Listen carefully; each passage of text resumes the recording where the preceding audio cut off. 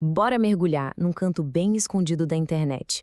Um universo que movimenta milhões, tanto em grana quanto em visualizações, mas que funciona, olha, totalmente por debaixo dos panos.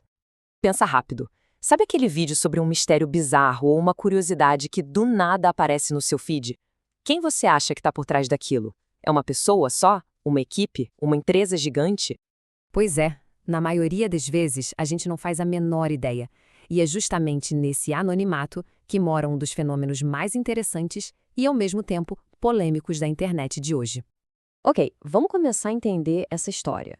Para sacar como esse mundo funciona, a gente precisa primeiro olhar para o tipo de conteúdo que mais bomba por lá: terror, mistério e, claro, crimes reais.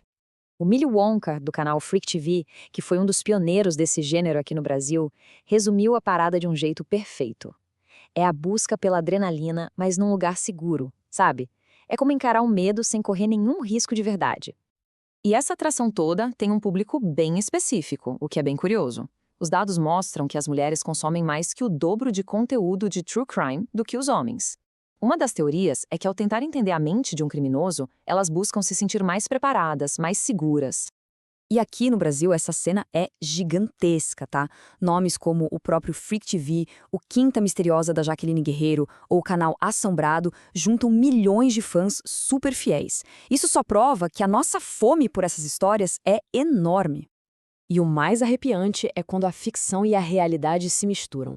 Muitas lendas urbanas que a gente ouve desde criança, tipo o Homem do Saco ou a Loira do Banheiro, na verdade foram baseadas em crimes e eventos que aconteceram de verdade. Isso dá um toque aterrorizante de realidade para essas histórias.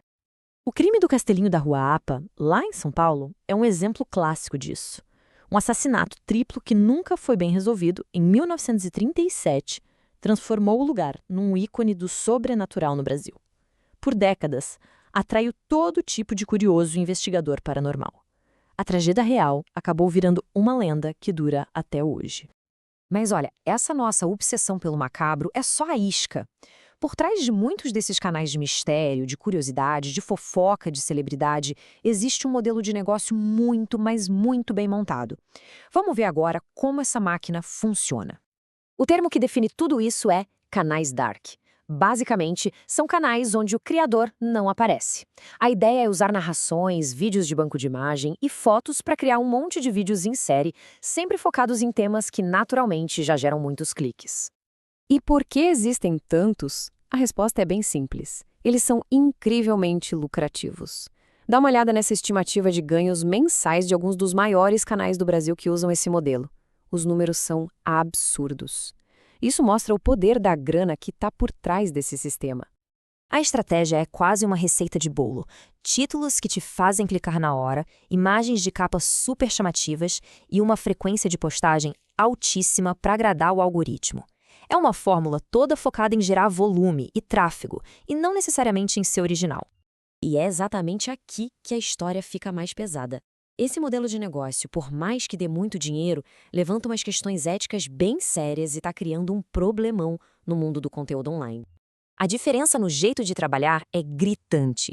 De um lado, a gente tem o criador original, que gasta tempo pesquisando, escrevendo, criando uma comunidade.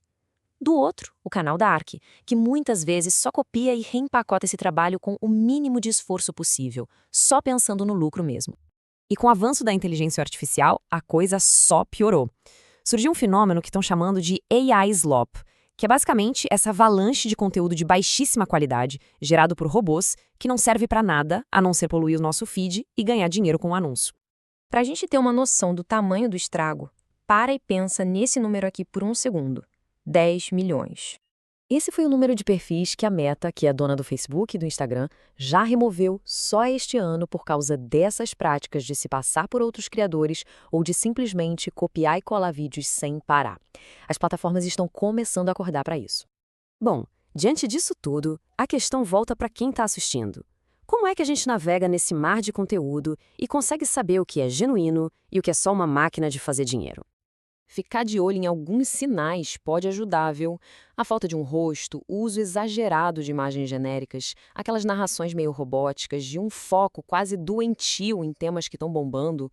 Tudo isso é um forte sinal de que é um canal focado só em volume e não em conteúdo de verdade. Isso tudo deixa a gente com uma pulga atrás da orelha para o futuro. Com a tecnologia tornando cada vez mais fácil criar, copiar e replicar conteúdo, o que de fato significa ser um criador autêntico? A resposta para essa pergunta vai mudar a internet que a gente vai ter daqui para frente.